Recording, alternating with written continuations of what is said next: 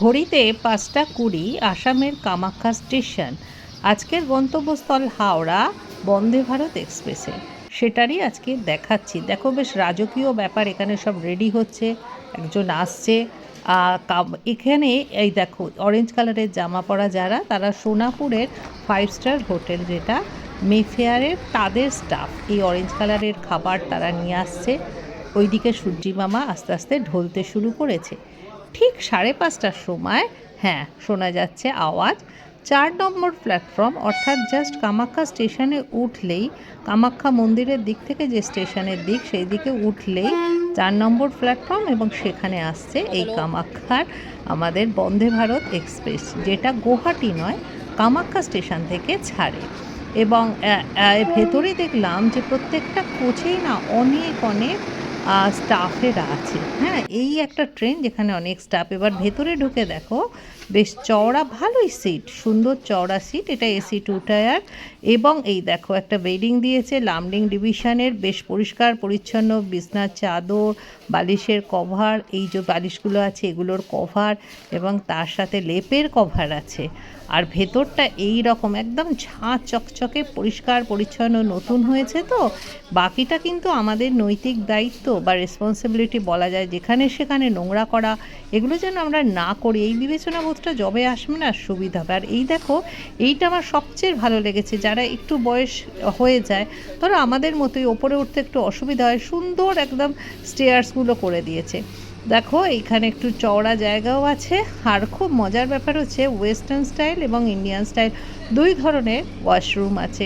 জল এবং আমাদের যে ধরনের এয়ারপোর্টের, এয়ারপোর্ট নয়, আমাদের ফ্লাইটে যে ধরনের ওয়াশরুমগুলো থাকে, সেই ধরনের ওয়াশরুম এখানে আছে।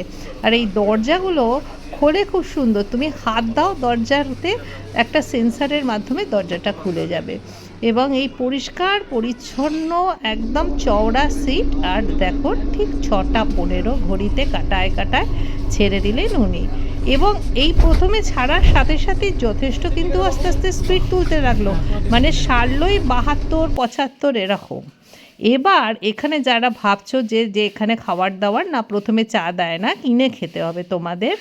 আর যেটা হচ্ছে, এখানে আরও কী কিনে খাওয়া যায়, কফি চা কিনে প্রথমে খেতে হবে। আর কাপ নুডলস বিক্রি হচ্ছে, এটাও তোমরা কিনে খেতে পারো। আর কোল্ড ড্রিঙ্কসও আছে। এখন 107, 109 এরকম স্পিডে গাড়ি চলছে, কিন্তু সেটা কোনো রকম অনুভব করতে পারবে না, ফিল করা যাচ্ছে না, কারণ এত স্মুথ যাচ্ছে গাড়িটা। এইটারই এর অভিনবত্ব। আর এই দেখো জলের বোতল রাখার সুন্দর জায়গা। এবার খাবার আসছে রাত্রির ঠিক 8টায়, এইভাবে সুন্দর করে প্যাক করা খাবারগুলো। এবারে যেটা বলি, টিকিট কেটেছিলাম যখন, ভেজ অপশান ছিল। 3-4 দিন আগে না ফোন এলো, যেটা আমরা নন ভেজে কনভার্ট করতে পারি।